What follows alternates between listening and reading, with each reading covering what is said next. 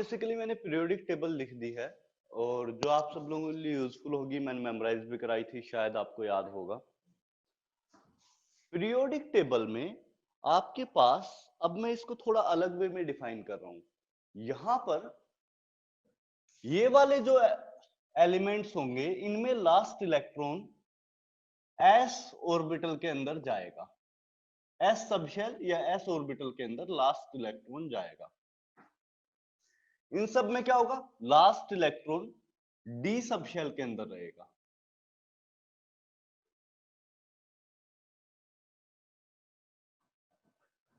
और इन सब में क्या होगा, लास्ट इलेक्ट्रॉन जो होगा वो पी सबशेल के अंदर रहेगा।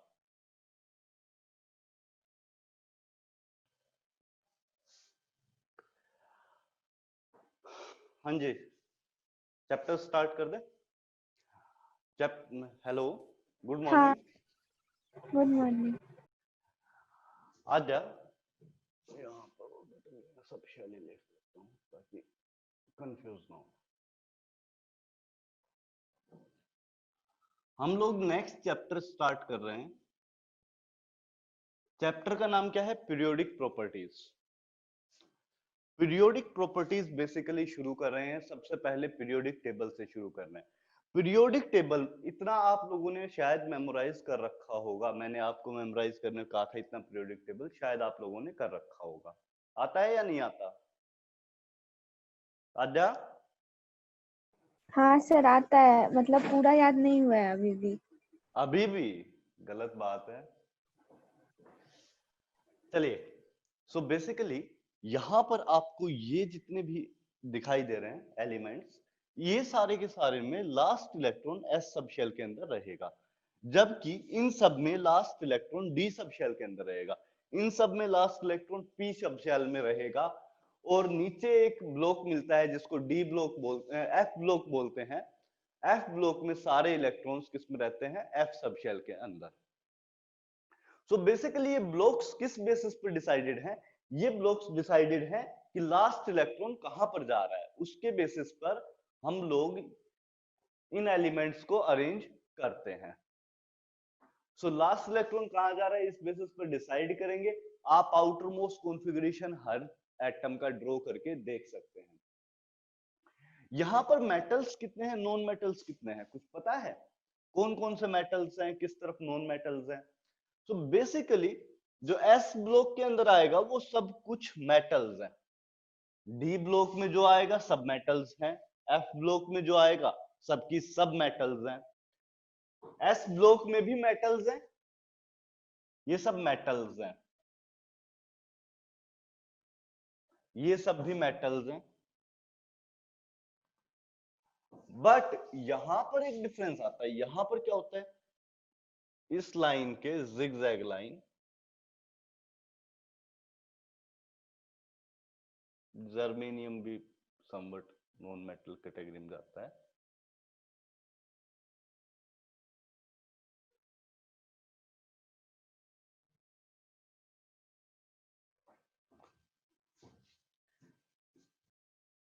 इस लाइन के अराउंड इस तरफ सारे नॉन मेटल्स आ जाएंगे, ये वाले नॉन मेटल्स हो जाएंगे यहां से ऊपर तक।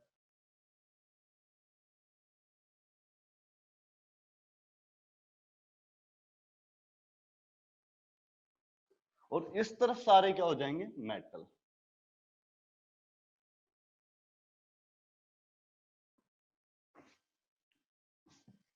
ये जो जिगजैग लाइन मैंने बनाई है, इसमें जो भी आएगा उसको मेटलोइड की कैटेगरी में डालेंगे। और सेमीकंडक्टर, मेटलोइड और semiconductor, whatever you want to use, we can use that. हाँ, गैलियम मेटलोइड में आता है, हाँ, बट जिगजैग लाइन लेनी थी, इस वजह से मैं नहीं बता रहा हूं, मतलब यहाँ पे नहीं डाला है। गैलियम मेटलोइड के अंदर ही आता है, ठीक है। मुझे एक आइडिया देना था जिगजैग लाइन होती है, तो इसके अराउंड हम लोग कर सकते हैं। मैं स्ट्रिक्टली डिफाइन नहीं कर रहा हूं कौन किसके अंदर आ रहा है, लेकिन एक आइडिया दे रहा हूं कि इस तरफ आपके पास क्या होंगे, नॉन मेटल्स होंगे, इस तरफ मेटल्स होंगे, और बीच में ये क्या है, मेटलोइड की कैटेगरी है। तो इतना बात समझ आया?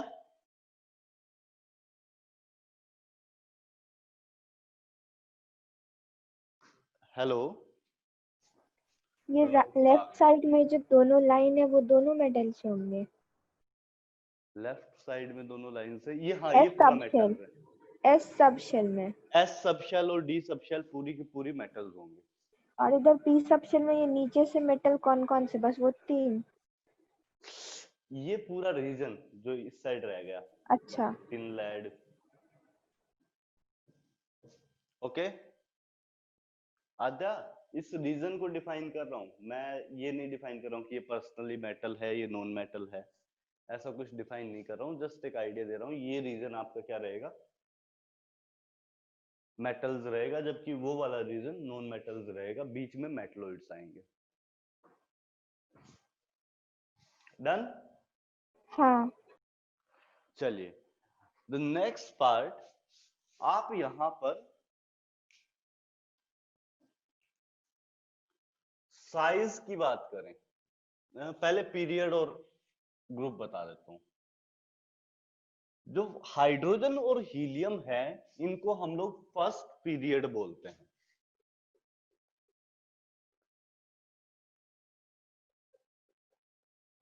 Lithium, beryllium, boron, carbon, nitrogen, oxygen, fluorine, neon, ये पूरा का पूरा यहां से स्टार्ट होकर यहां तक सब कुछ क्या है, सेकंड पीरियड है। ये वाला सोडियम मैग्नीशियम वाला थर्ड पीरियड है। पोटाशियम कैल्शियम वाला फोर्थ पीरियड है।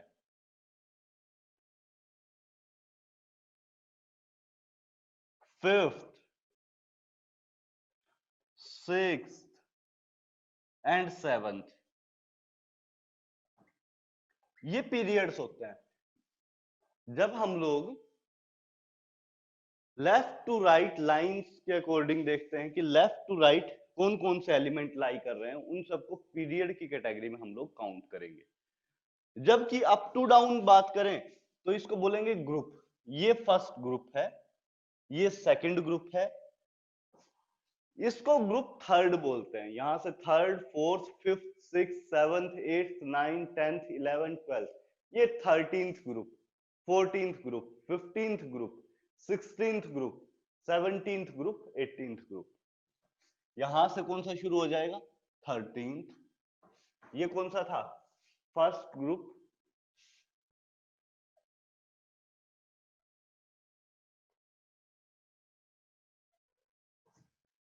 और लास्ट कौन सा हो जाएगा, 18th।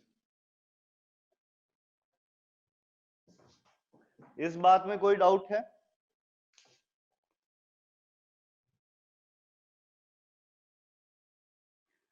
अगर डाउट नहीं है तो इतना पार्ट आप ड्रॉ कर लीजिए।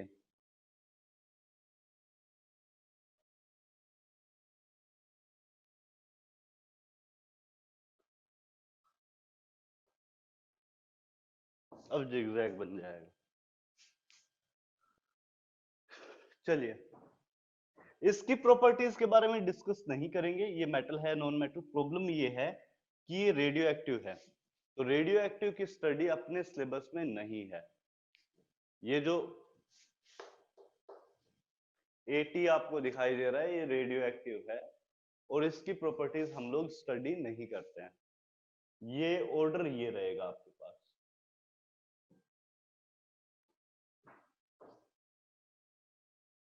अब एक बार बना लीजिए, ड्रॉ कर लीजिए, फिर मैं नेक्स्ट बोलता हूं, और जैसे ड्रॉ हो जाए बता देना एक बार।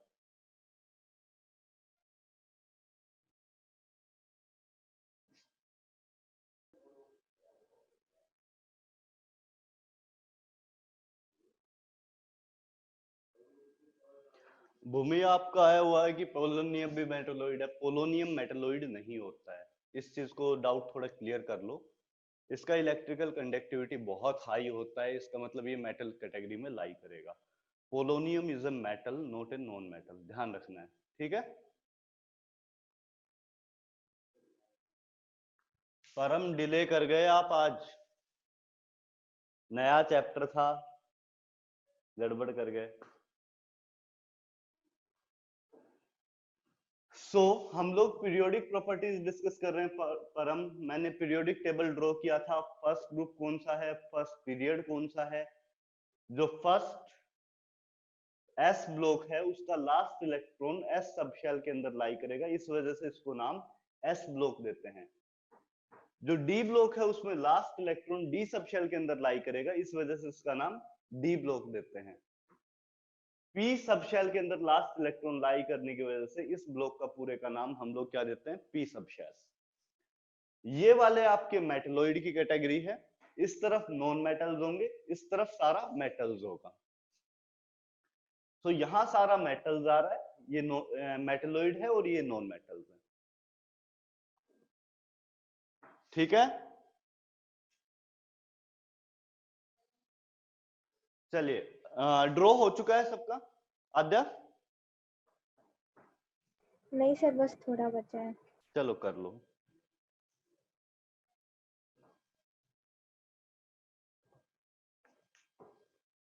हो गया। हो गया, बहुत बढ़िया आद्या।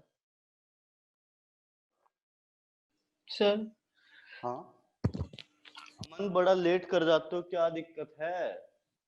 सर सोए रह जाते हैं सर। गलत बात है भाई,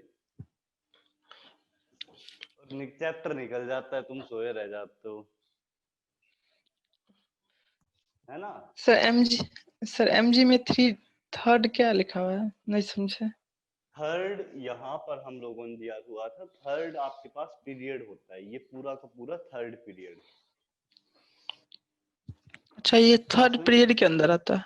हाँ, पीरियड क्या होता है, लेफ्ट टू राइट जो लाइन होगी ना, एक लाइन, उसको पीरियड बोलते हैं। आया बात समझ में? हाँ सर। चलिए,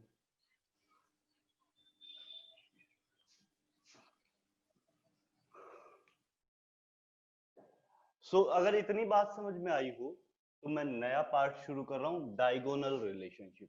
डायगोनल रिलेशनशिप एक ऐसा रिलेशनशिप है जिसमें क्या होता है कि दो एलिमेंट्स की प्रॉपर्टीज सेम हो जाती हैं बिकॉज वो डायगोनल पे लाई कर रहे हैं। डायगोनल रिलेशनशिप किस किस के बीच में एग्जिस्ट करता है? यहां पर मैं रेड मार्कर ले लेता हूं, ये वाले पार्ट में डायगोनल रिलेशनशिप एक एग्जिस्ट करता है। एक यहां पर बेरिलियम एंड एल्यूमिनियम के बीच में डायगोनल रिलेशनशिप एग्जिस्ट करता है। लिथियम और मैग्नीशियम के बीच में डायगोनल रिलेशनशिप एग्जिस्ट करता है यहां पर। इनकी प्रॉपर्टीज सिमिलर हो जाती हैं। प्रॉपर्टीज जैसे कि electronegativity, radius and same polarising power. यहां पर इनका रेडियस नियरली सिमिलर होता है, इनका रेडियस नियरली सिमिलर होता है, और साथ में किसका, बोरोन और सिलिकॉन का भी रेडियस नियरली सिमिलर होता है। ये किस वजह से ऐसा होता है? ये इस वजह से ऐसा होता है कि यूजुअल प्रॉपर्टीज में चेंज क्या आता है कि इससे इस तरफ जो इफेक्ट पड़ेगा वही इफेक्ट नियरली सॉरी, उससे थोड़ा सा ज्यादा इफेक्ट नियरली इस तरफ पड़ता है और इस तरफ थोड़ा सा फिर से वेरिएशन आता है। वापस आएंगे इस चीज पे। क्या होता है कि इनकी प्रॉपर्टीज डायगोनल पे, बेसिकली अभी इतना समझो कि डायगोनल पे अगर होंगे तो इनका साइज सेम हो जाता है। सिमिलर वर्ड, सेम तो लेना ठीक नहीं है, सिमिलर, साइज सिमिलर हो जाएगा, सिमिलर इलेक्ट्रोनेगेटिविटी होगी,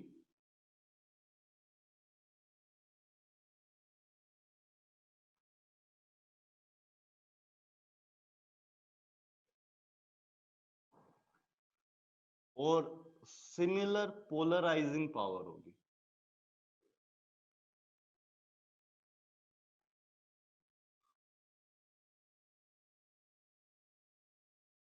ये पोलराइजिंग पावर क्या होता है?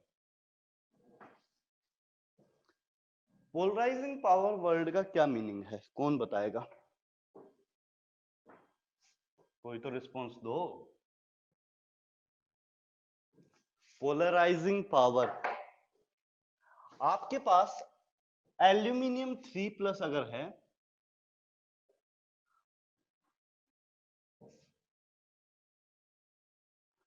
और इसके सामने I2 मॉलिक्यूल आ गया, तो ये इसको पोलराइज कर देगा, मतलब इसमें पोल्स जनरेट कर देगा। यहां पर बेसिकली एक इलेक्ट्रॉन क्लाउड होता है, minus minus minus minus, electron cloud होगा।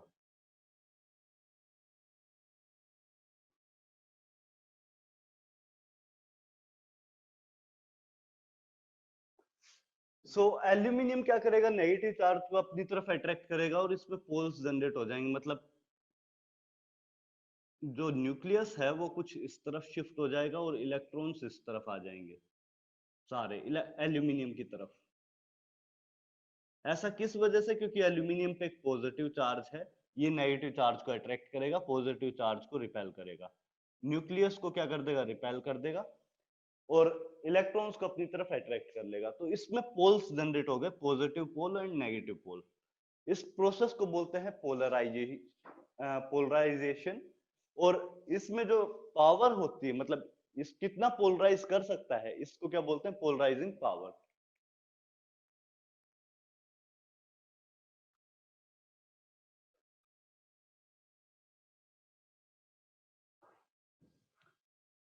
पोलराइजिंग पावर, ये बात समझ में आई आद्या? हाँ सर, आ गई। बेसिकली क्या हो रहा है, वर्डिंग में लिखवा दूं एक बार? हाँ, पोलराइजिंग पावर लिखवा दीजिए। ठीक है, polarising power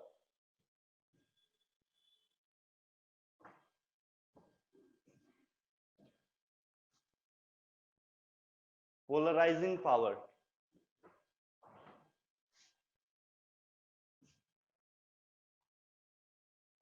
when a charged ion when a charged ion comes in contact with when a charged ion comes in contact with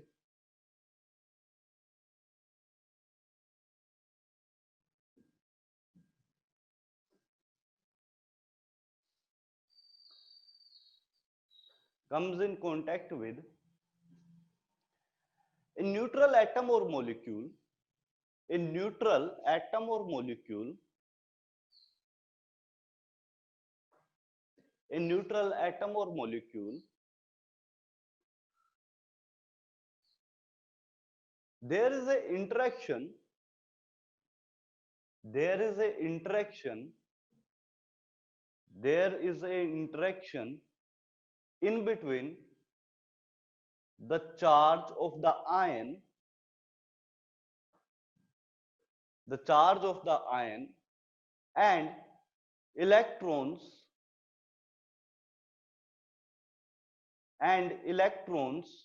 of ion, electrons of atom and or molecule, electrons of atom, neutral atom or molecule, electrons of neutral atom or molecule, the electrons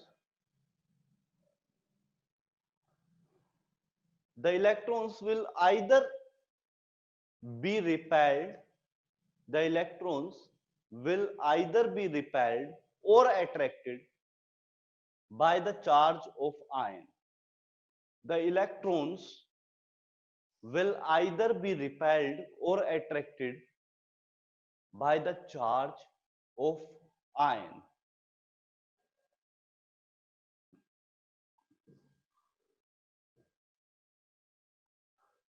Therefore,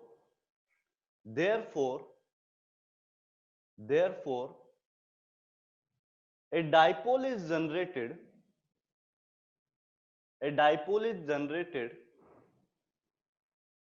in the neutral atom or molecule, in the neutral atom or molecule. This process is known as polarization. This process is known as polarization. This process is known as polarization. And the ability of charged ion and the ability of charged ion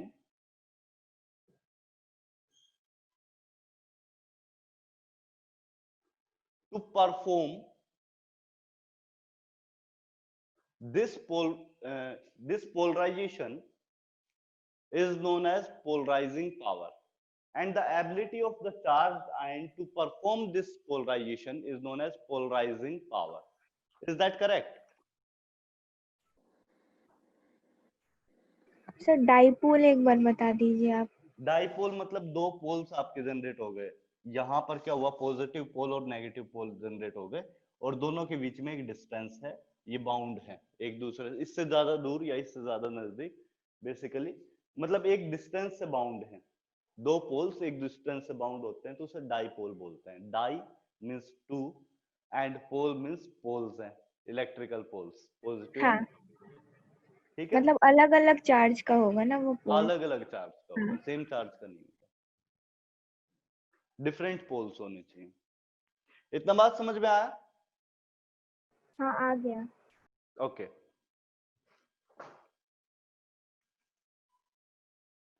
the next part, effective nuclear charge. इसको अब मैं हटा रहा हूं periodic table को, सो मेरे ख्याल से इतना आप लोगों ने लिख भी लिया होगा।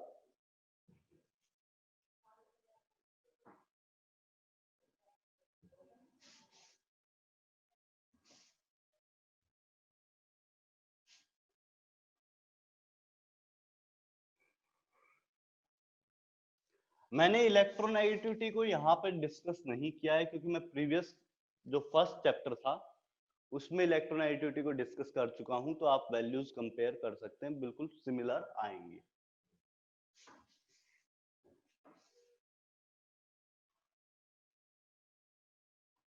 साइज की हम लोग बात करेंगे आगे।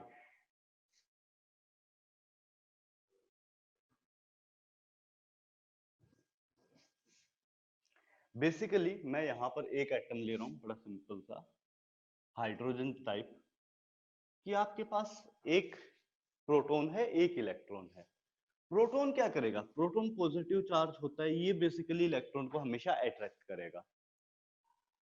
अगर आपके पास दूसरा हीलियम एटम लेता हूं तो यहां पर दो इलेक्ट्रॉन दिखाई देंगे। बेसिकली यहां पे न्यूक्लियस है आपके पास, न्यूक्लियस पे पॉजिटिव चार्ज होगा, यहां पर भी आपके पास पॉजिटिव चार्ज होगा, लेकिन इलेक्ट्रॉन के साथ एक प्रॉब्लम होगी। क्या प्रॉब्लम होगी कि एक इलेक्ट्रॉन अट्रैक्ट होगा, दूसरा इलेक्ट्रॉन क्या होगा, रिपेल होगा। एक इलेक्ट्रॉन यहां पर अट्रैक्ट हो रहा है, सॉरी इलेक्ट्रॉन को न्यूक्लियस अट्रैक्ट कर रहा है और इलेक्ट्रॉन को इलेक्ट्रॉन रिपेल कर रहा है, थोड़ा वर्डिंग गलत हो गया। यहां पर क्या हो रहा है, न्यूक्लियस इलेक्ट्रॉन को अट्रैक्ट कर रहा है और इलेक्ट्रॉन इलेक्ट्रॉन को रिपेल कर रहा है। सो दोनों इलेक्ट्रॉन्स पर न्यूक्लियस क्या लगाएगा, अट्रैक्टिव फोर्स लगाएगा, अपनी तरफ खींचेगा, लेकिन इलेक्ट्रॉन इलेक्ट्रॉन को रिपेल करेगा तो वो दूर की तरफ भगाएगा, मतलब दूर की तरफ फेंकेगा। दो इलेक्ट्रॉन पास क्या हो रखा है, एक न्यूक्लियस है दो इलेक्ट्रॉन है, न्यूक्लियस क्या करेगा, इलेक्ट्रॉन को अट्रैक्ट करेगा, जबकि दूसरा इलेक्ट्रॉन इलेक्ट्रॉन को रिपेल करेगा। कौन सा फोर्स डोमिनेट करेगा, कौन सा फोर्स डोमिनेट करेगा? दो इलेक्ट्रॉन्स आपके पास, बीच में एक न्यूक्लियस है, पॉजिटिव चार्ज है, क्या हो रहा है, इलेक्ट्रॉन इलेक्ट्रॉन को रिपेल कर रहा है, दूर भगा रहा है, और आपके पास न्यूक्लियस क्या कर रहा है, इलेक्ट्रॉन को अपनी तरफ अट्रैक्ट कर रहा है। कौन सा फोर्स डोमिनेट कर रहा होगा? बैलेंस कर जाएगा। नहीं आद्या, अट्रैक्टिव फोर्सेस शुड डोमिनेट, ऐसा नहीं होना चाहिए क्या? अट्रैक्टिव फोर्सेस डोमिनेट किस वजह से करते हैं? अगर आप देखने जाओ तो न्यूक्लियस के ऊपर चार्ज कितना है, प्लस 2। हीलियम है, दो प्रोटॉन्स होंगे, सो 2+ आना चाहिए। आद्या ठीक बोल रहा हूं? न्यूक्लियस डोमिनेट करेगा मतलब। हाँ, न्यूक्लियस हाँ। डोमिनेट करता है हमेशा। दो जब है हम ना। लोग नेट देखते हैं कि कितना नेट चार्ज लगेगा, क्योंकि बैलेंस तो किस वजह से हो रहा है, क्योंकि इलेक्ट्रॉन रिवॉल्व कर रहा है, इलेक्ट्रॉन घूम रहा है पूरे, और हम लोगों ने चेक किया था कि potential energy k Z e square by r is equal to m v square by r, ये किया था, याद है बोर मॉडल के अंदर। तो यहाँ पर क्या डिनोट कर रहा है, Z क्या है, बेसिकली न्यूक्लियस का चार्ज होता था, लेकिन दूसरा इलेक्ट्रॉन लग जाए आपके पास तो ये न्यूक्लियस का सेम चार्ज फेल्ट नहीं होगा इलेक्ट्रॉन को। यहाँ पर एक प्रॉब्लम आ जाएगी, ये फॉर्मूला वैलिड नहीं रहता है मल्टीपल इलेक्ट्रॉन सिस्टम के लिए, सिर्फ सिंगल इलेक्ट्रॉन सिस्टम के लिए वैलिड होता है। क्यों वैलिड नहीं होता है? सिंपल सा रीजन ये होता है कि इलेक्ट्रॉन को क्या कर रहा है, रिपेल कर रहा है, दूर भगा रहा है। आपको दिखाई तो दे रहा है, देखने में तो कोई प्रॉब्लम नहीं, ज्यादा छोटा तो नहीं हो गया है? नहीं दिख रहा है। दिख रहा है। सो यहाँ पर क्या हुआ है, न्यूक्लियस इलेक्ट्रॉन को अट्रैक्ट करेगा लेकिन इलेक्ट्रॉन को रिपेल करेगा। तो आप कैसे बोल सकते हो कि न्यूक्लियस का सारा चार्ज इसको अट्रैक्ट कर रहा है? कुछ ना कुछ इलेक्ट्रॉन रिपल्शन लगा के उसको कॉम्प्रोमाइज कर दिया है। न्यूक्लियस के चार्ज को इलेक्ट्रॉन ने कुछ ना कुछ रिपल्शन लगा के कॉम्प्रोमाइज कर दिया है ना? हेलो, हाँ। ये बात समझ में आई? क्योंकि इसने रिपेल कर दिया, इसने ये अट्रैक्ट कर रहा था। अट्रैक्टिंग पावर हम लोग इक्वेट दे रहे थे बाहर की तरफ जो फोर्स लग रहा है उससे, है ना? सो इलेक्ट्रॉन को अगर कुछ रिपल्शन भी लगने लगा तो इस Z की वैल्यू हम लोग ऐसा नहीं ले सकते। Z बेसिकली होता क्या है, न्यूक्लियर चार्ज। यहां पर एटॉमिक नंबर था, यहां पर न्यूक्लियर चार्ज डिफाइन करते हैं।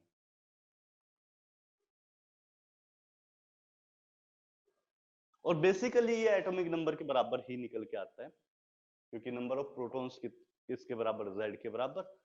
सो Z यहाँ पर न्यूक्लियर चार्ज हम लोग डिफाइन करेंगे। Z न्यूक्लियर चार्ज है। यहां पर इलेक्ट्रॉन जो रिपल्शन लगा रहा है, दूसरा इलेक्ट्रॉन जो इस इलेक्ट्रॉन पर रिपल्शन लगा रहा है, या ओवरऑल जो रिपल्सिव फोर्स फील हो रहा है, उसको क्या बोलते हैं, सिग्मा। डिफाइन बात में करूंगा, अभी के लिए क्या है, रिपल्सिव फोर्स है। ये जो है ये रिपल्सिव फोर्स है सिग्मा, जबकि Z क्या है, अट्रैक्टिव फोर्स है, न्यूक्लियर चार्ज है। करेक्ट? न्यूक्लियर चार्ज ज्यादा होगा। न्यूक्लियर चार्ज ज्यादा होगा, तो उसकी वजह से हम लोग क्या करेंगे, और बोलेंगे वो कि ये बैलेंस अट्रैक्ट हो रहा है, रिवॉल्व कर रहा है इसलिए हो रहा है ना। इसलिए हो रहा है बैलेंस। हाँ। ठीक है। सो सिग्मा को क्या बोलते हैं हम लोग, शील्डिंग इफेक्ट। शील्डिंग इफेक्ट क्यों बोलते हैं, देखिए मैं थोड़ा सा बड़ा ले रहा हूं ताकि आप लोगों को थोड़ा और अच्छे से समझ में आए। मैंने यहां मल्टी इलेक्ट्रॉन सिस्टम लिया।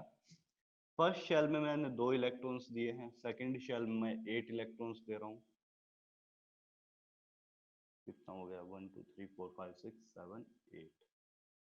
और थर्ड शेल में 4 इलेक्ट्रॉन्स दे रहा हूं। सो आपको थर्ड शेल में इस इलेक्ट्रॉन के ऊपर देखें तो यहां से ये वाले रिपल्सिव फोर्स लगाएंगे, ये सारे इलेक्ट्रॉन्स रिपल्सिव फोर्स लगाएंगे, जबकि आपका न्यूक्लियस क्या लगाएगा, अट्रैक्टिव फोर्स लगाएगा। सारे के सारे इलेक्ट्रॉन्स क्या करेंगे, रिपल्सिव फोर्स लगाएंगे, जबकि न्यूक्लियस क्या लगाएगा, अट्रैक्टिव फोर्स लगाएगा। न्यूक्लियस अट्रैक्टिव फोर्स जो लगाएगा वो डोमिनेट करेगा।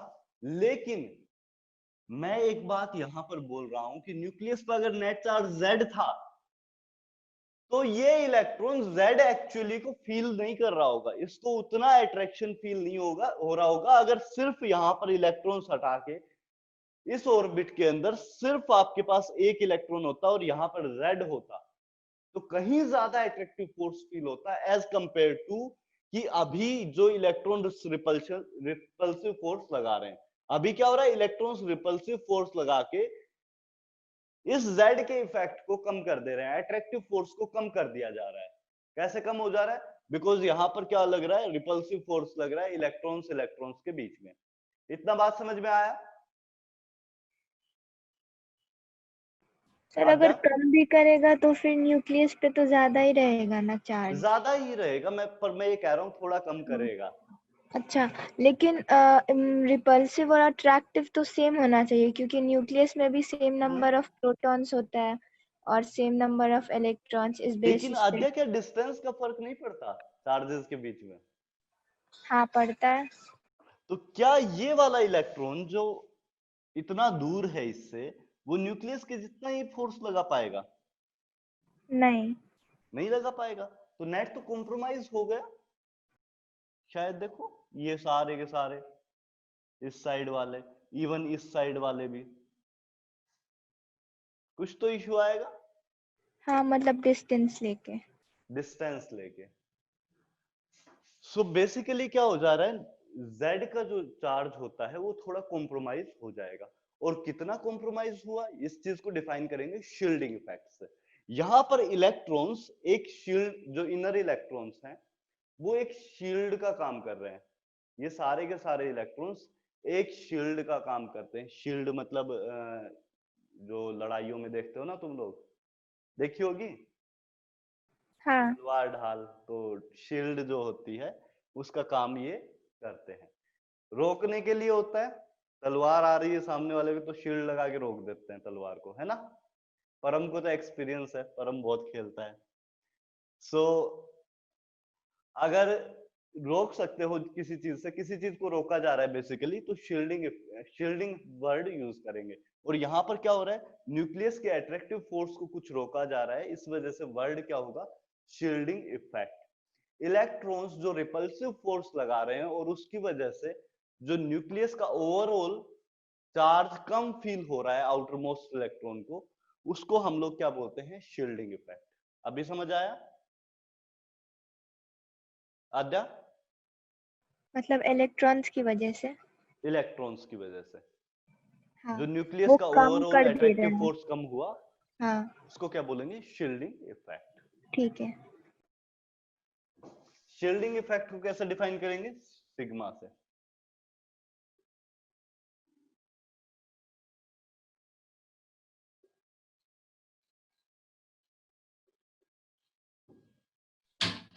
सर हाँ मन बोलिए। सर यहाँ पे सब इलेक्ट्रॉन एक दूसरे को सर हाँ, रिपल्स सब कर रहा होगा इलेक्ट्रॉन एक सर। दूसरे को रिपेल कराएंगे, बिल्कुल बिल्कुल। लेकिन सर हम लोग न्यूक्लियस चेक सब आउटमोस्ट के लिए कर रहे हैं अभी। न्यूक्लियस सब पे अट्रैक्टिव फोर्स लगाएगा, इलेक्ट्रॉन इलेक्ट्रॉन हर जगह एक दूसरे को रिपेल करेंगे। हाँ बताइए अच्छा मन सर आगे। अच्छा सर उसके बाद ये सर एक लाइन आप खींचे, इसका मतलब सर बीच में न्यूक्लियस के जस्ट बाद में। ये तो अभी समझा रहा था कि इस तरफ वाले इलेक्ट्रॉन कम रिपल्सिव फोर्स लगा पाएंगे क्योंकि डिस्टेंस बढ़ गया है। डिस्टेंस अगर ज्यादा होगा, के क्यू अच्छा वन सर, क्यू टू माने कि डिवाइड बाय ये सब आर स्क्वायर होता है, तो अगर डिस्टेंस बढ़ गया तो अट्रैक्टिव फोर्स कम हो जाएगा। हाँ, मन ये सब इलेक्ट्रॉन वो इलेक्ट्रॉन को डिस्टेंस वो इलेक्ट्रॉन के रिपेल पास में करेंगे, जाते जाते उसका अच्छा हाँ उस इलेक्ट्रॉन को हाँ रिपेल करेंगे। हाँ, उसका डिस्टेंस कम हो जाएगा। डिस्टेंस कम हो जाए, क्या बोला? ज्यादा हो जाएगा सर। हाँ, तो जैसे ये वाला जो न्यूक्लियस से डिस्टेंस एक फिक्स है, लेकिन इलेक्ट्रॉन्स का डिस्टेंस तो वेरिएबल है, तो इलेक्ट्रॉन हाँ क्या होंगे, कम रिपल्शन लगा पाएंगे और ओवरऑल जो इफेक्ट आता है वो काफी कम आता है। चलिए, तो न्यूक्लियस के अंदर भी तो रिपल्सिव फोर्स होना चाहिए, प्रोटॉन है ना सारा। अरे आद्या पूरा पहला चैप्टर जीरो कर दिया क्या तुमने? नहीं। तो फिर मैंने वहां पर समझाया नहीं था प्रोटॉन कैसे एग्जिस्ट कर पाते हैं, प्रोटॉन्स, न्यूक्लियर फोर्सेस, इतना समझाया था, पूरा रेडियो हाँ, एक्टिविटी टॉपिक न्यूक्लियर पढ़ा फोर्सेस दिया याद आ गया। और सब जीरो कर दिया। अरे आद्या क्या करती हो? हाँ सर, अब याद आ गया, उसमें भी था आ गया न्यूक्लियर फोर्स। पक्का? हाँ हाँ, पक्का। ठीक है।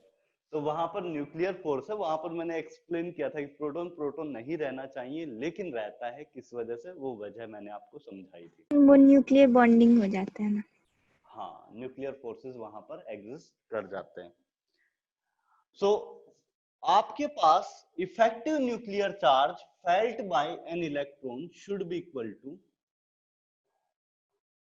Z minus sigma. ये ठीक है क्या?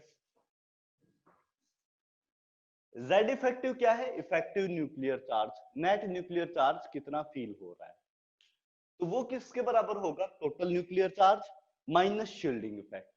ठीक है ये टर्म? हाँ ठीक है।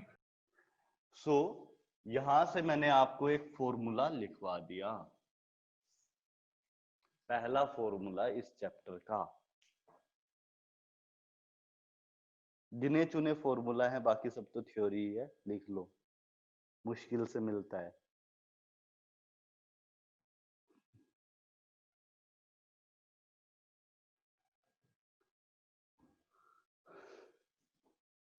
हाँ जी, अगर इतनी बात समझ में आई हो तो वर्डिंग में भी लिख लीजिए, effective nuclear charge. Shielding effect, पहले शील्डिंग इफेक्ट लिख लीजिए। What is shielding effect? Shielding effect, title डालिए shielding effect.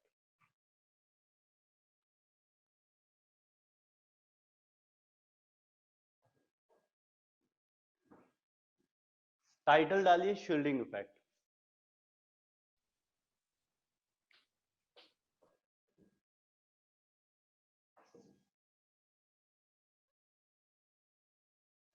there can be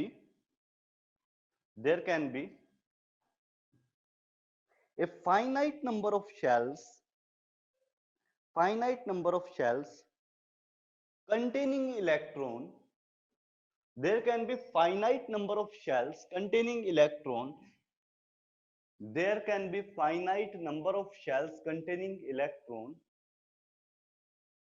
in between the outermost electron and nuclear charge or nucleus. There can be finite number of shells in between outermost electron and nucleus. There can be finite number of shells in between outermost electron and nucleus. These shells will contain electrons. These shell will contain electrons, and these electrons will repel the outermost electron in such a way. These shells will contain electrons, and these electrons will repel the outermost electron in such a way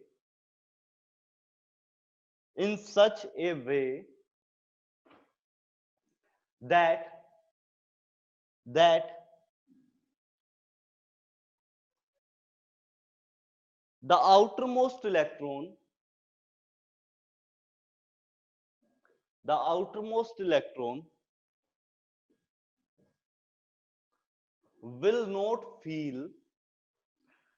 the outermost electron will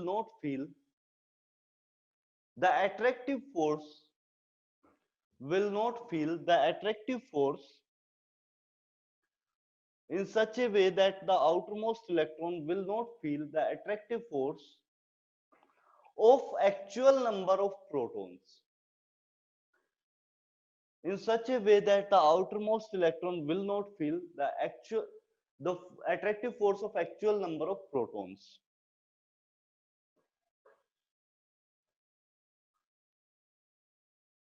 Will not feel the attractive force of actual number of electrons. This effect is known as shielding effect.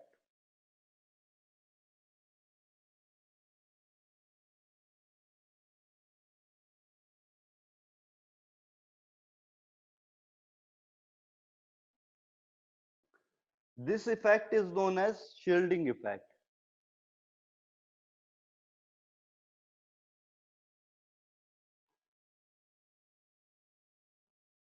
This effect is known as shielding effect.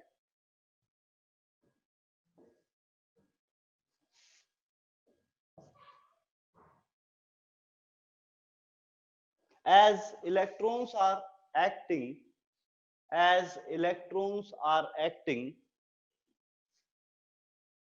as a shield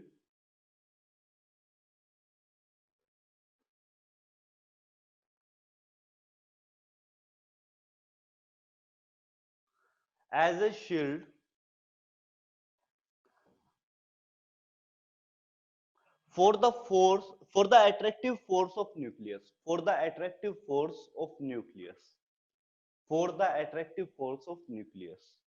मेरे ख्याल से अभी ये बात समझ आ गई होगी।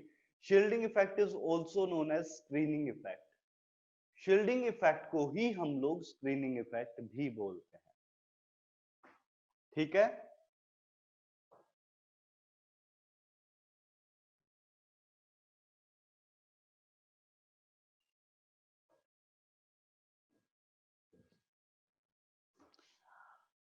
Screening effect. स्क्रीनिंग, स्क्रीन, अच्छा, स्क्रीन तो स्क्रीनिंग। स्क्रीनिंग, स्क्रीनिंग इफेक्ट हो गया। हो गया। आधा नेक्स्ट लिखो, effective nuclear charge. Effective nuclear charge denoted by Z effective. इसको ऐसे लिखते हैं, Z नीचे EFF।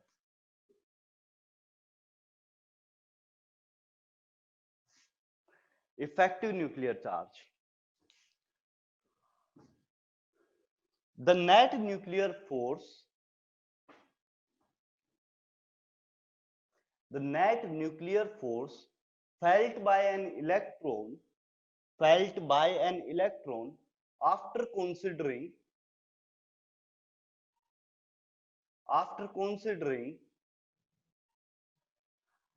the shielding effect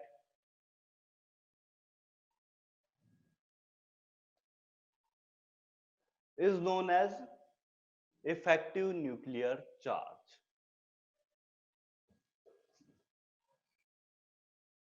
Is known as effective nuclear charge।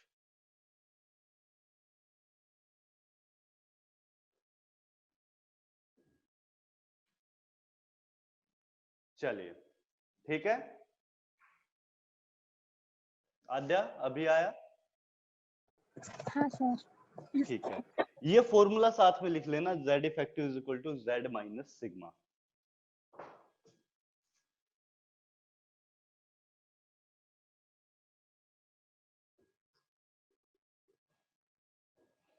हाँ जी,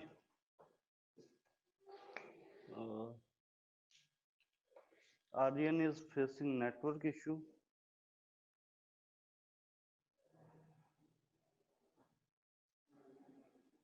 ओके,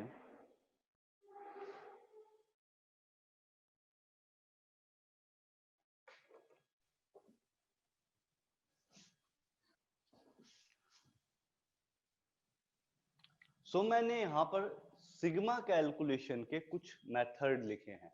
सिग्मा वैल्यू को कैलकुलेट कैसे कर सकते हैं। जैसे आपके पास कोई भी इलेक्ट्रॉन है, सो उसी शेल में अदर जो इलेक्ट्रॉन्स लाई करेंगे वो कितना सिग्मा वैल्यू लगाएंगे, 0.35। सेम शेल के जो इलेक्ट्रॉन्स होंगे वो सिग्मा वैल्यू कितना लगाएंगे, 0.35। n माइनस सब शेल, जो प्रीवियस n माइनस शेल, जो प्रीवियस शेल होगी, मतलब इससे जो पहले वाली शेल है उसके इलेक्ट्रॉन सिग्मा वैल्यू लगाएंगे 0.85। जबकि आपके पास उससे नीचे, मतलब प्रीवियस शेल से भी नीचे जितनी शेल्स हैं उनके जितने भी इलेक्ट्रॉन्स होंगे वो पूरा रिपल्शन लगाएंगे, उनकी सिग्मा वैल्यू क्या होगी, 1।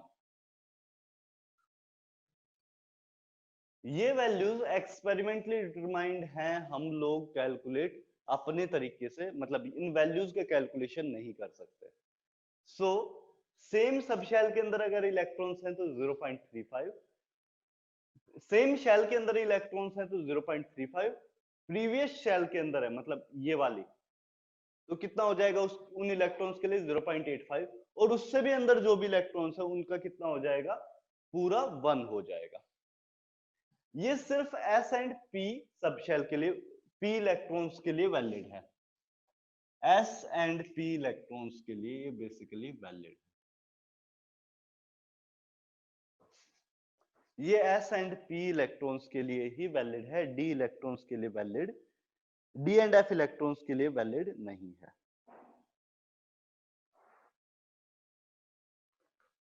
और यहां पर कंसीडर किसको कर रहे हैं, जो आउटरमोस्ट इलेक्ट्रॉन है उसके लिए बोल रहा हूं कि S एंड P इलेक्ट्रॉन होना चाहिए।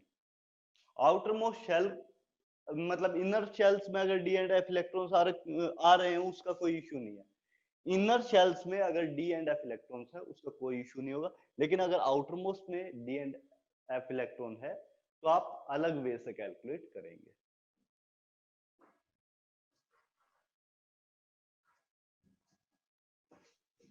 आर्यन एक बार रिपीट करूं, नेटवर्क ठीक है अभी? यस बारह। ठीक है। सो मैंने सिग्मा कैलकुलेशन बताई है। अगर आपके पास जो इलेक्ट्रॉन इन क्वेश्चन है वो s and p sub shell में लाई कर रहा है, तो हम लोग क्या बोलेंगे, electrons in the same shell, मतलब इसी शेल में जो इलेक्ट्रॉन्स होंगे वो सारे के सारे सिग्मा वैल्यू कितना कंट्रीब्यूट करेंगे, 0.35। Electrons in the previous shell will have a sigma value of 0.85। इससे पहले वाली जो शेल होगी उसमें जितने भी इलेक्ट्रॉन्स है, हर एक इलेक्ट्रॉन के लिए सिग्मा वैल्यू कितनी होगी, 0.85। और electrons in the shell less than और इक्वल टू n-2, मतलब इससे भी प्रीवियस में जितनी भी शेल्स आई हैं सब में जितने भी इलेक्ट्रॉन्स होंगे हर एक के लिए सिग्मा वैल्यू कितना आएगा, 1। ठीक है आर्यन? Yes sir.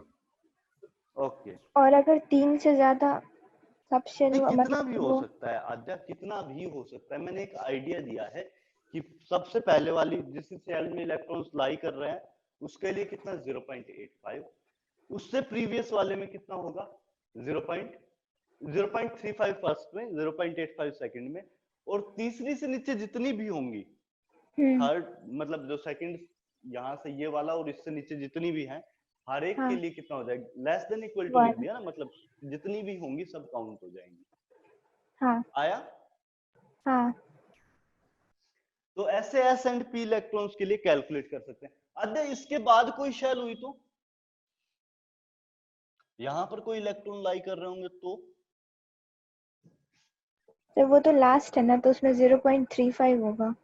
नहीं n नहीं, जो इलेक्ट्रॉन इन क्वेश्चन है उसकी सेम शेल बोल रहा हूं मैं, ये थोड़ी कह रहा हूं कि उसके बाद वाले। अच्छा, इलेक्ट्रॉन इन सेम शेल है। सो इसके बाद अगर कोई भी इलेक्ट्रॉन होता है तो उनके लिए सिग्मा कितना होगा, 0 होता है। हम लोग क्योंकि ये कोई शील्डिंग थोड़ी लगा रहे हैं, न्यूक्लियस के शील्ड का थोड़ी काम कर रहे हैं, ये न्यूक्लियस है इस पे शील्ड का काम थोड़ी कर रहे हैं। हेलो आद्या। सर ये नहीं समझ आया। भाई इस इलेक्ट्रॉन के लिए मैं चेक कर रहा हूं न्यूक्लियर चार्ज कितना फील हो रहा है, ये क्या ये वाला इलेक्ट्रॉन इस न्यूक्लियस के लिए, इस इलेक्ट्रॉन के लिए ये वाला इलेक्ट्रॉन क्या इस इलेक्ट्रॉन के लिए शील्ड का काम करेगा? अगर सर है उस स्ट्रक्चर में तो क्यों नहीं करेगा? शील्ड का कैसे काम करेगा आद्या? देखो क्या ये रिपल्सिव फोर्स लगा पा रहा है? हाँ।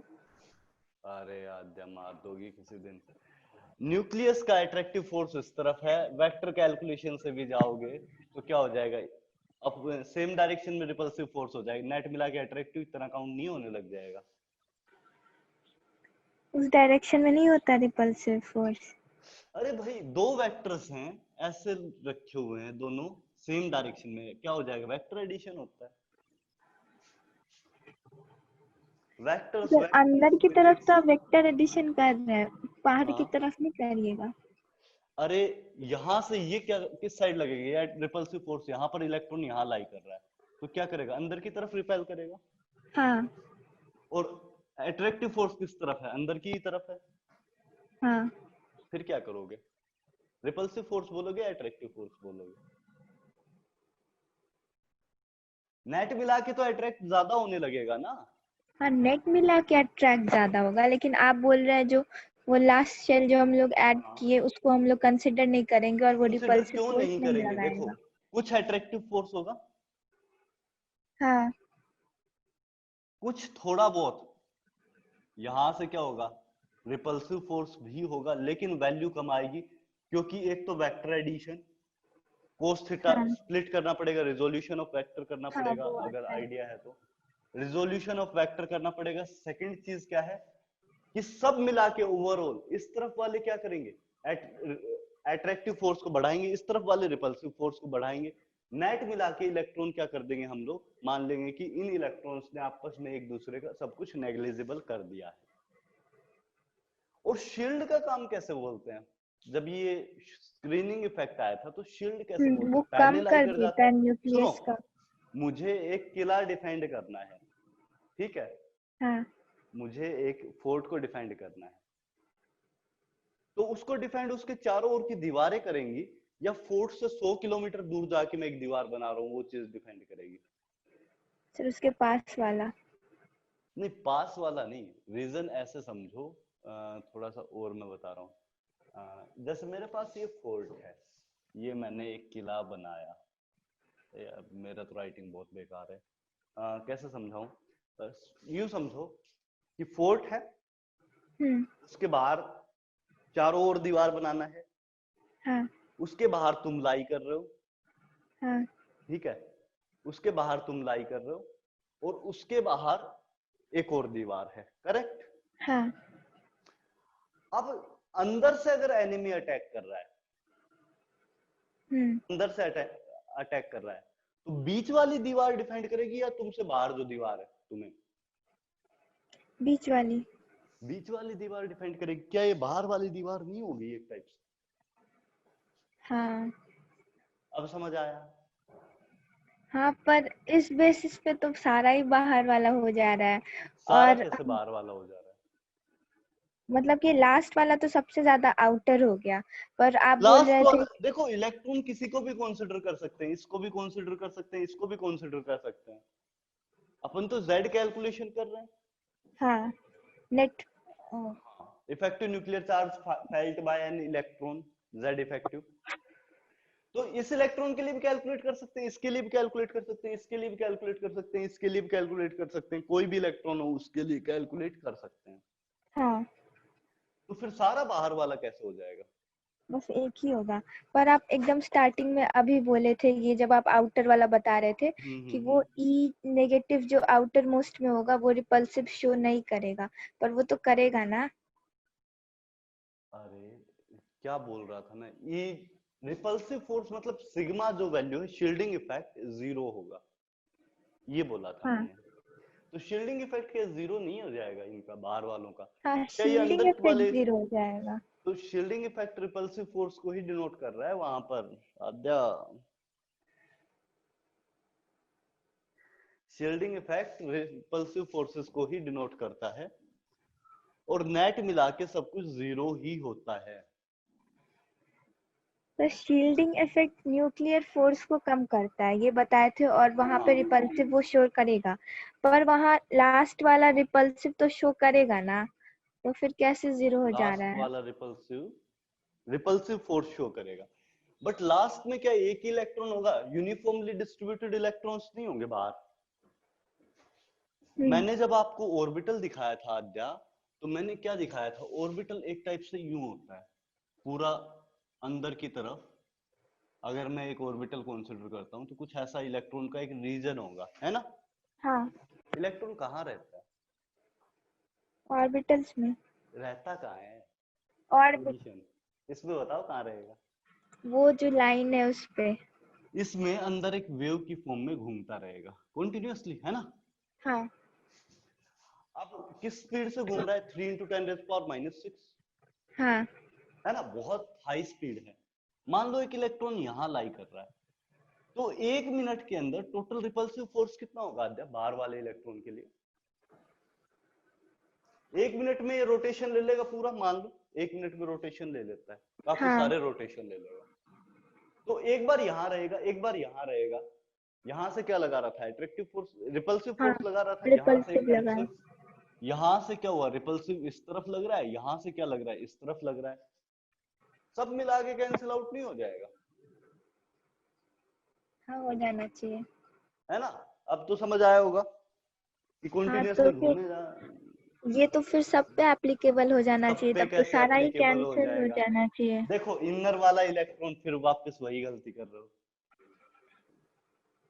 यहाँ पे कोई भी इलेक्ट्रॉन घूम रहा है और एक इलेक्ट्रॉन यहाँ लाई कर रहा है, ये इनर शेल हो गई, ये न्यूक्लियस है।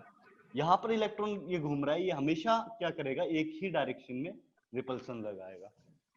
अच्छा, हाँ, जब इलेक्ट्रॉन इलेक्ट्रॉन के रिस्पेक्ट में लेंगे तब। तो अच्छा, इलेक्ट्रॉन वैसे तो इलेक्ट्रॉन के दोनों में। रिस्पेक्ट में हाँ, शील्डिंग उसी में इफेक्ट तो अलग। लेते ही है, हाँ, पर वो पोजीशन पे डिपेंड कर रहा है। हाँ, अब हुआ समझ अभी? आया। हाँ, अभी हुआ। ठीक है। भूलना मत, रिवाइज कर लेना साथ साथ। हाँ। ठीक है, मैंने एस एंड पी इलेक्ट्रॉन्स के लिए डिफाइन कर दिया। अब मैं डी इलेक्ट्रॉन्स के लिए डिफाइन करता हूं। डी इलेक्ट्रॉन्स के लिए आपके पास क्या होगा?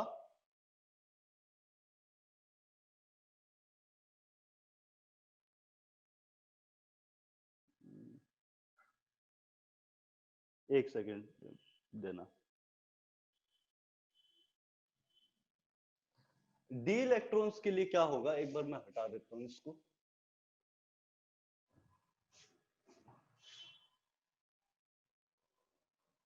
वैल्यूज थोड़ी वेरी कर जाएंगी। वैल्यूज कैसे चेंज हो जाएंगी? यहां पर n-1 वाला ही एक टर्म आएगा, लेकिन इसके लिए sigma less than equal to, मतलब हर एक शेल के लिए, और 1 चला जाएगा इसका वैल्यू। अब आइए,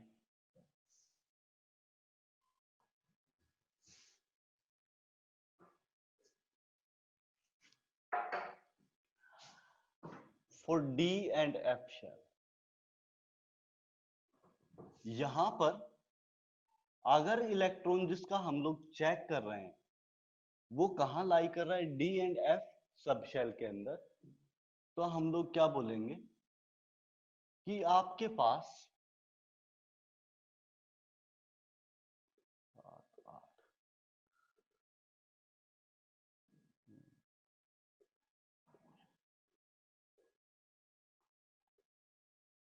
मान लो इस इलेक्ट्रॉन को हम लोग चेक कर रहे हैं, तो इसी शेल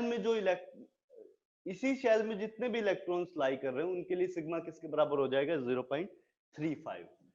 और इससे प्रीवियस जितनी भी शेल्स हैं, यहां पर प्रीवियस एक शेल के लिए अलग नहीं होगा, यहां पे इससे प्रीवियस जितनी भी शेल्स हैं हर एक के लिए सिग्मा कितना चला जाएगा? 1। पिछले वाले में क्या हो रहा था? प्रीवियस शेल के लिए 0.85 आ रहा था, लेकिन इसमें जितनी भी प्रीवियस शेल हैं हर एक शेल के लिए सिग्मा की वैल्यू कितनी चली जाएगी? 0.85। ठीक है,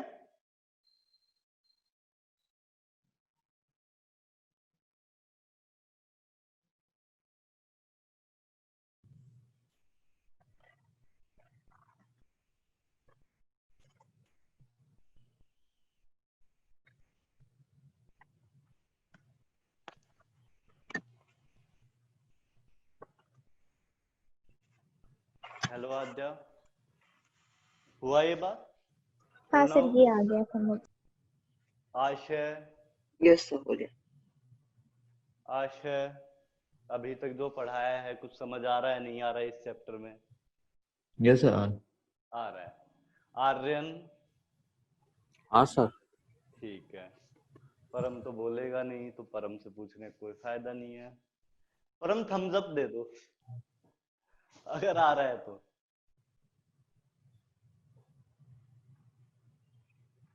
परम समझ आ रहा है अभी तक जो कुछ बताया है? नहीं, परम या तो ऑन करके सो गया है। सर आ गया, आ थम्स गया अप है, कर दिया था। बहुत बढ़िया। दिखाई नहीं दिया मेरे को, आया नहीं सिंबल, चलो कोई बात नहीं। So the next part is radius calculation. Atom का बेसिकली रेडियस निकालते कैसे हैं? रेडियस ऑफ एन एटम,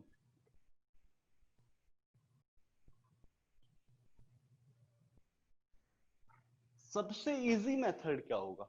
हम लोग क्या लें? एक होमोन्यूक्लियर डाइएटोमिक मॉलिक्यूल लें। होमोन्यूक्लियर डाइएटोमिक का मैं मतलब समझाऊंगा। मान लो मैंने हाइड्रोजन हाइड्रोजन यहां पर ले लिया है, दोनों के बीच में एक कोवेलेंट बॉन्ड होता है, हाइड्रोजन हाइड्रोजन ऐसे दिखाते हैं हम लोग। परफेक्ट। हाँ। तो यहां पर सबसे इजी मेथड क्या है रेडियस कैलकुलेट करने का? दोनों के बीच की डिस्टेंस r देखेंगे, और हम लोग क्या बोलते हैं, r/2 किसके बराबर होगा? Radius of hydrogen atom. आधा डाउट उठाओ। इसमें एक क्या? डाउट आना चाहिए। हाँ, एक मिनट।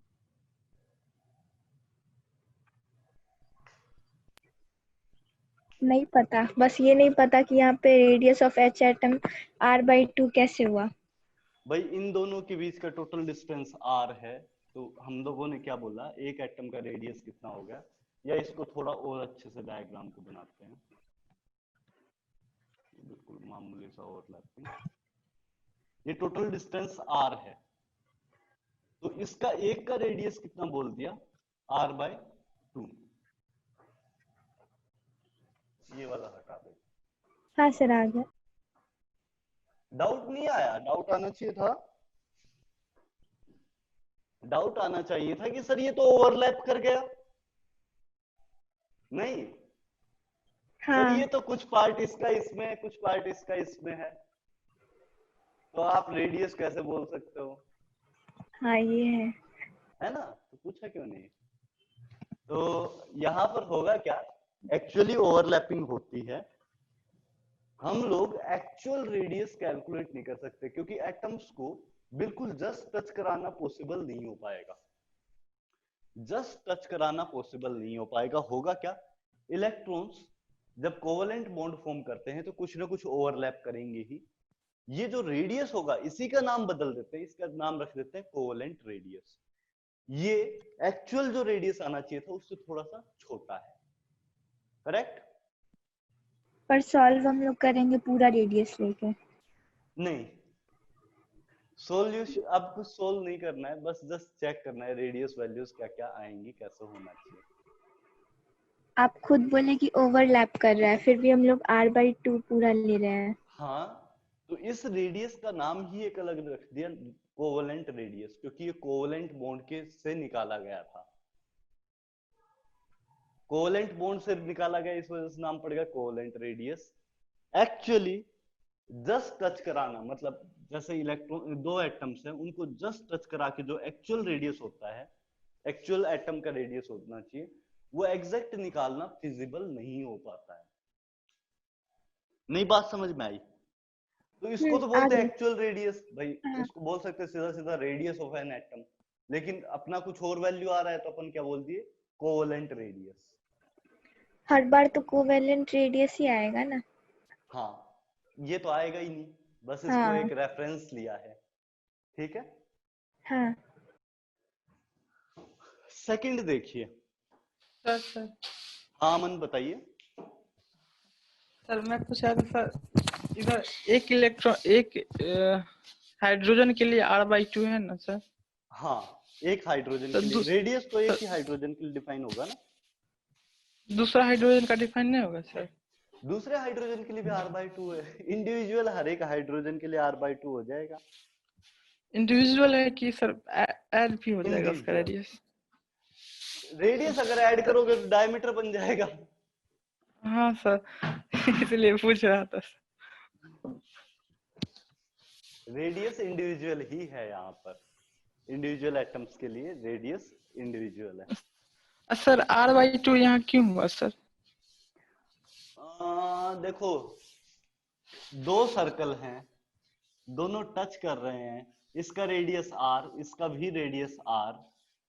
तो आपसे अच्छा। पूछा गया इंडिविजुअल सर्कल्स का रेडियस क्या क्या है, कैसे निकालोगे?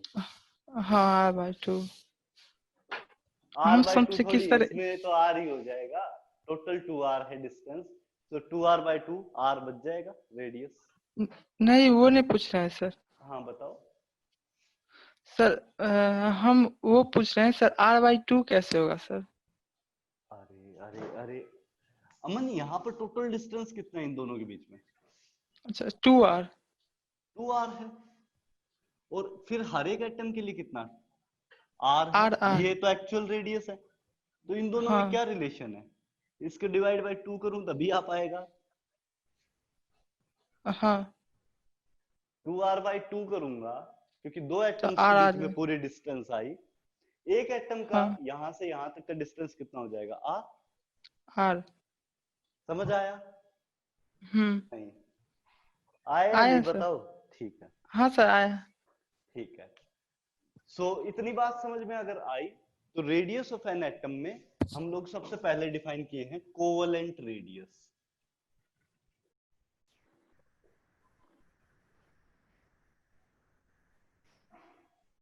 सर हाँ जी श्रेया बोलो। तो ये तो सिर्फ डायटोमिक मॉलिक्यूल के लिए पॉसिबल है ना? हाँ डायटोमिक मॉलिक्यूल के लिए पॉसिबल है, ठीक बात है।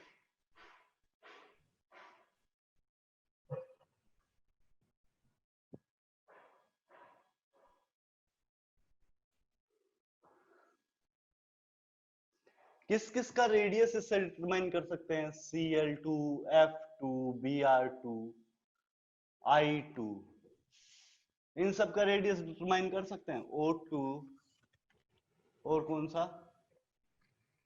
N2 और कौन सा आप उठाना चाहते हो? तो इन सब का बेसिकली हम लोग डिटरमाइन कर सकते हैं। कुछ और का भी मैं एक आइडिया दूंगा कैसे निकाल सकते हैं, लेकिन इन सब का हम लोग सीधा सीधा निकाल सकते हैं। H2 का, है ना?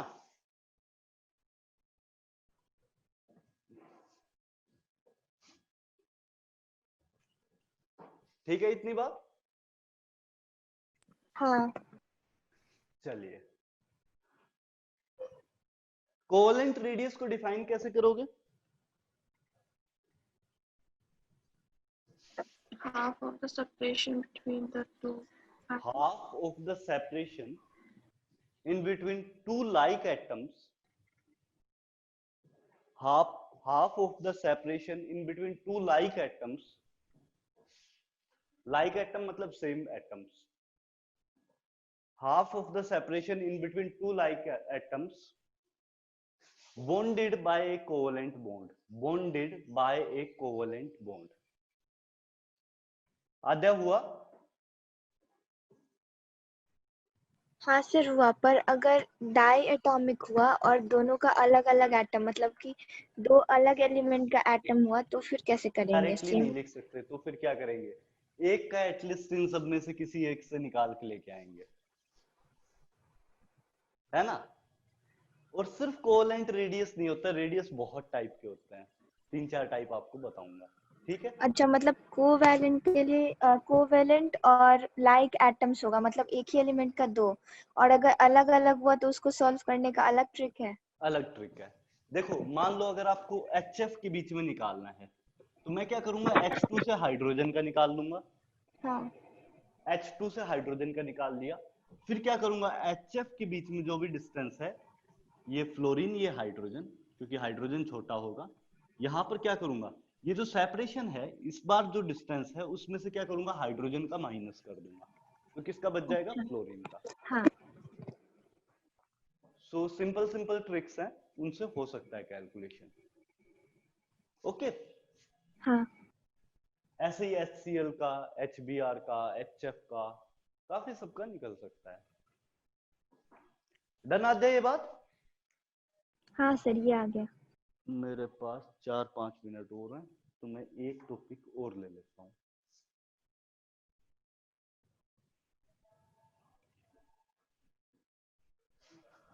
मैं एक फोर्स बता रहा हूं, वैन डर वाल फोर्स।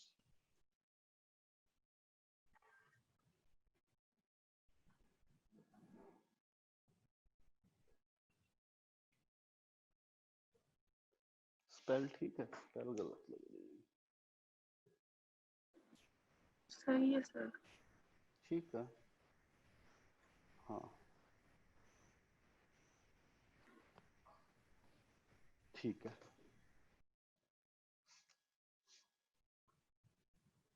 आपके पास अगर गैस मॉलिक्यूल्स को मैं कंसीडर करूं और इनके बीच में कोई अट्रैक्टिव फोर्स नहीं है, बेसिकली कोई अट्रैक्टिव फोर्स नहीं है, उस केस की बात कर रहा हूं, मतलब कोई बॉन्डिंग नहीं हो रखी है, तो उस केस में एक फोर्स एग्जिस्ट करता है, वैन डर वाल फोर्स। क्योंकि आद्या मैंने आपको एक चीज बताई थी कि न्यूक्लियस का चार्ज डोमिनेट करता है हर जगह, इलेक्ट्रॉन का रिपल्शन डोमिनेट नहीं करता, डोमिनेट कौन करता है? न्यूक्लियस का चार्ज। तो जब भी दो एटम पास पास आएंगे तो ये एक दूसरे को रिपेल करेंगे। दो एटम जब पास पास आएंगे, अगर बॉन्डिंग हो रखा है, कुछ एक्स्ट्रा स्टेबिलिटी मिल रहा है, कोवेलेंट बॉन्ड बन रहा है, आयनिक बॉन्ड बन रहा है, तो आ सकते हैं पास। लेकिन मान लो इनर्ट गैस है, helium, neon, argon, xenon, krypton, radon, ये सब गैसेस हैं। तो क्या होगा इन सब गैसेस के केस में? इलेक्ट्रॉन रिपेल इलेक्ट्रॉन करेंगे। जब पास आएंगे, सॉरी एटम एटम जब पास आएंगे तो इनके बीच कोई बॉन्डिंग पॉसिबल नहीं है, मतलब स्टेबिलिटी, कुछ एक्स्ट्रा स्टेबिलिटी नहीं आ सकती। तो यहां पर क्या लगेगा? सिर्फ रिपल्शन लगेगा, और ये रिपल्शन रिस्पॉन्सिबल होगा इलेक्ट्रॉन्स को वापस से पुश करने के लिए। एक स्पीड से, मान लो ये इलेक्ट्रॉन v स्पीड से आया, ये इलेक्ट्रॉन कुछ v, इसको v1 कर दो, इसको v2 कर दो, दोनों पास पास आए, एक फिक्स डिस्टेंस तक आए, उसके बाद रिपेल हो गए, क्योंकि डीएक्सेलरेट करेंगे, अपोजिट डायरेक्शन में फोर्स लगेगा। डीएक्सेलरेट किस वजह से करेंगे? क्योंकि एक वेलोसिटी से आ रहा है और अपोजिट डायरेक्शन में रिपल्सिव फोर्स लग रहा है ड्यू टू अदर एटम। तो रिपल्सिव फोर्स लग रहा है तो स्पीड धीरे धीरे कम होते होते एक मिनिमम डिस्टेंस तक आया और फिर वापस भाग गए दोनों। ठीक है आद्या? हाँ। तो यहां पर जो मिनिमम डिस्टेंस होगा, मान लो तो मैक्सिमम नहीं होगा, क्यों ज्यादा से ज्यादा हम ला रहे हैं, उससे ज्यादा और लेकर आएंगे तो वो भाग जाएगा। मैक्सिमम क्लोजनेस बोल सकते हो, डिस्टेंस तो मिनिमम ही होगा, अच्छा हाँ हाँ। है ना? तो मिनिमम डिस्टेंस पे जब लेके आते हैं और उन दो एटम के बीच मान लो डी डिस्टेंस है, फोर्सेस कौन से? वैन डर वाल फोर्स। ये किस के बीच में लगते हैं? ये ऐसे एटम्स के बीच में लगते हैं जहां कोई और फोर्स नहीं लगता। ये इस टाइप का फोर्स है कि जहां पर कोई और फोर्स ना लग रहा हो, तो वैन डर वाल फोर्स। सो वो ये किस कंपाउंड्स के मतलब जैसे कि जो एटम्स है उनके एग्जांपल बताना जिसमें वैन डर वाल्स बोल सकते हैं, उसमें कोई अट्रैक्टिव फोर्स ही नहीं। सारे के सारे आपके पास इनर्ट जो गैसेस हैं वो सारे वैन डर वाल फोर्सेस ही लगाती हैं, एक दूसरे पे या किसी के साथ भी? मतलब ये खुद के साथ, खुद के एटम्स के साथ, इनर्ट गैसेस खुद के एटम्स के साथ वैन डर वाल फोर्सेस लगाते हैं। और मतलब अगर हीलियम हम हीलियम को लीव कर दोगे तो वो आपस में वैन डर वाल फोर्सेस लगाएंगे। अगर हम चार्ज में तो कोई चार्ज पार्टिकल है न्यूक्लियस के फॉर्म में, He2+ बेसिकली न्यूक्लियस है, या हाँ। फिर हम Li+ ले लें, फिर Li3+ ले लें, वो भी न्यूक्लियस बनेगा। तो उनके हाँ। बीच में भी हम वैन डर वाल फोर्स लगा सकते हैं, बिकॉज न्यूक्लियस के बीच में वहां पे अट्रैक्शन। इलेक्ट्रोस्टैटिक रिपल्शन आ जाएगा श्रेया, ओके, चार्ज की वजह से। चार्ज की वजह से। मतलब इलेक्ट्रोस्टैटिक रिपल्शन आ गया, कोवेलेंट बॉन्ड आ गया, आयनिक बॉन्ड आ गया, मेटेलिक बॉन्ड आ गया, तो वहां पर वैन डर वाल फोर्सेस को कंसीडर नहीं करेंगे। These are very weak forces as compare to other forces, these are very weak. Okay sir. So जब भी कोई और फोर्स आ जाता है तो बीच इनको कंसीडर नहीं किया जाता। ये कंसीडर कब होगा? क्योंकि इनर्ट गैस है तो आपस में कोई और फोर्स लगा नहीं रही है, तो वो क्या करेगी? आपस में सिर्फ वैन डर वाल फोर्स लगाएगी, रिपल्सिव फोर्सेस। समझा। आद्या, हाँ, तो फिर बीच ये का डिस्टेंस कैसे निकलेगा? बीच का डिस्टेंस, बीच का डिस्टेंस मान लो अपने पास कोई इंस्ट्रूमेंट है कि हम लोग मेजर कर रहे हैं, इसका पाथ यहाँ से आ रहा है, इसका पाथ यहाँ से आ रहा है, वी वेलोसिटी से आ रहे हैं, है ना? तो ये एटम हाँ। चलता हुआ यहाँ से आ रहा है, ये एटम चलता हुआ यहाँ से आ रहा है, इस पोजीशन के बाद दोनों रिपेल हो गए, तो इनके बीच का डिस्टेंस हम लोग देख सकते हैं, इन दोनों पॉइंट्स के बीच का। कोई इंस्ट्रूमेंट है उससे मेजर कर सकते हैं कि इनका पाथ ट्रेजेक्टरी क्या है। फिजिक्स में ट्रेजेक्टरी पढ़ा होगा अभी आद्या? वहाँ क्या अभी उसमें ट्रैजेक्टरी तो नहीं बताया गया है। ट्रेजेक्टरी? प्रोजेक्टाइल मोशन, हाँ, प्रोजेक्टाइल मोशन बताया गया है। ट्रेजेक्टरी, इसको हाँ हाँ ट्रेजेक्टरी ही हाँ। बोलते हैं। अच्छा। सो यहाँ पर क्या हो रहा है, दोनों के बीच में, ये मान लो ये यहां से यूं आया यूं गया, ये यहां से यूं आया और यूं गया, है ना? तो इन दोनों पॉइंट्स के बीच में जो मिनिमम डिस्टेंस होगा उसको क्या बोल देंगे? Distance D. परफेक्ट। हाँ, और वेंडर वोर आप क्या बता रहे थे, वो समझ ही नहीं आया। वैन डर वाल मतलब कि वो फोर्सेस एक टाइप के रिपल्सिव फोर्स हैं। ये किस वजह से एग्जिस्ट करते हैं? क्योंकि न्यूक्लियर चार्ज डोमिनेट करता है एटम में। ये बात समझाई थी अभी अभी हाँ, वो आद्या? पता है। हाँ। सो अगर न्यूक्लियर चार्ज डोमिनेट करता है तो ये एक दूसरे को कुछ हद तक रिपेल करेंगे। हाँ। आद्या, हाँ करेंगे। तो रिपेल करेंगे तो ये एक दूसरे से दूर भागेंगे। मान हाँ लो एक वैंडरवॉल फोर्सेस क्या है, बेसिकली जो रिपल्सिव फोर्सेस आई इस वजह से वो वैंडरवॉल फोर्सेस हैं। ठीक है, दो एटम्स एक दूसरे को रिपेल कर रहे हैं, मतलब उनके इसमें बीच में लाइक एटम्स में काम करेगा वो? नहीं, जरूरी नहीं है। यहाँ तो पर सिर्फ बस ये होना चाहिए कि कोई और एटम, कोई और फोर्स ना लग रहा हो, जैसे इलेक्ट्रोस्टैटिक फोर्स, चार्जेस नहीं होने चाहिए आपके सिर्फ पास। इनर्ट गैसेस पे लगेंगे तब तो? नहीं, हो जाता है, जैसे मॉलिक्यूल होते हैं H2, आपके पास कोई दो मॉलिक्यूल ले लो और वो भी दो एक दूसरे को रिपेल कर सकते हैं ना। तो मॉलिक्यूल मॉलिक्यूल के बीच में एग्जिस्ट कर सकते हैं, और भी आएंगे, बताएंगे आगे आगे। ठीक है, हाँ तो यहाँ पर क्या हुआ, इनर्ट गैसेस में बेसिकली समझ आएगा। एटम की बात करूं तो इनर्ट गैसेस में डायरेक्टली देख सकते हैं। ठीक है हाँ हाँ। तो इनर्ट गैसेस में जो मिनिमम अप्रोच का डिस्टेंस हुआ उसको बोल दिया d, और इस बार वापस से अपने को रेडियस निकालना है, तो क्या करेंगे, r is equal to radius is equal to d/2, वापस से टोटल डिस्टेंस डिवाइड बाय 2 कर दें तो रेडियस निकल के आ जाएगा। लेकिन ये रेडियस अलग होगा पिछले वाले रेडियस से, क्यों? क्योंकि यहाँ तो बीच में गैप आ रहा है ना। गैप भी आ रहा है ना, तो ये हाँ थोड़ा और बड़ा हो जाएगा, हाँ। है ना। तो इस वजह से इसका नाम क्या दे देते हैं, वैन डर वाल रेडियाई, वैन डर वाल रेडियस या वैन डर वाल रेडियाई। पर वो रेडियस तो एक एटम का होगा ही नहीं, क्योंकि थोड़ा स्पेस तो वो गैप का भी आ जा रहा होगा। हाँ बिल्कुल सही बात है। तो नाम तो दूसरा दे सकते हैं, इस डिस्टेंस का हाफ करके एटम को क्या बोल दिया जाए कि रेडियस इतना ही है, और रेडियस किसको बोल दिया जाए, वैन डर वाल रेडियाई। क्योंकि एक्चुअल अच्छा। रेडियाई तो कोवेलेंट में भी नहीं था, वो भी थोड़ा कम हो जा रहा था, ये हाँ थोड़ा बढ़ गया, वो थोड़ा मतलब कम हो हम गया लोग है। कंसिडर कर ले रहे हैं थोड़ा सा। हाँ ठीक है, तो इसको क्या बोल देंगे, वैन डर वाल रेडियाई। आया? हाँ सर आ गया। सो एक लाइन लिख लीजिए,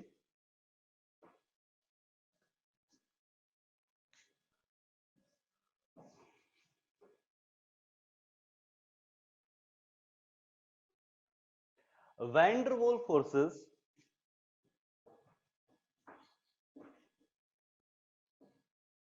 van der Waal forces are the weakest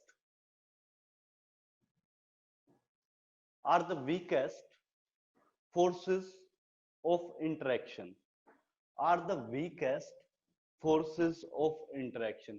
हालांकि मैं इसको अभी रिपल्सिव से बता रहा हूं क्योंकि मुझे एक्सप्लेन करना था, लेकिन बाद में इस पे आएंगे, थोड़ा सा और इसमें है। van der Waal forces are the weakest forces of interaction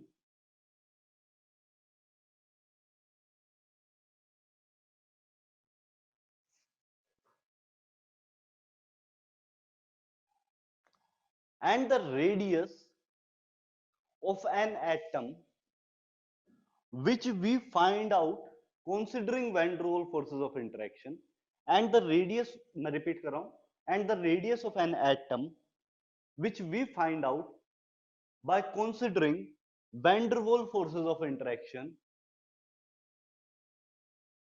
van der Waal forces of interaction is known as van der Waal radii or van der Waal radius।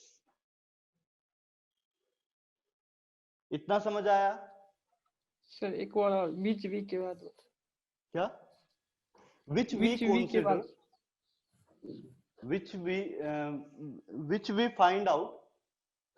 we find out by considering van der Waal forces of interaction, which we find out by considering van der Waal forces of attraction,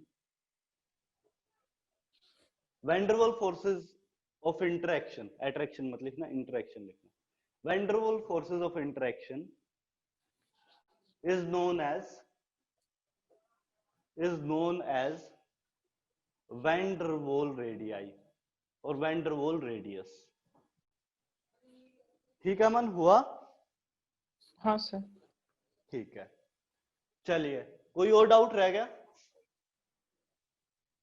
नहीं। ठीक है, आद्या class and कर दें। हाँ thank you sir. चलिए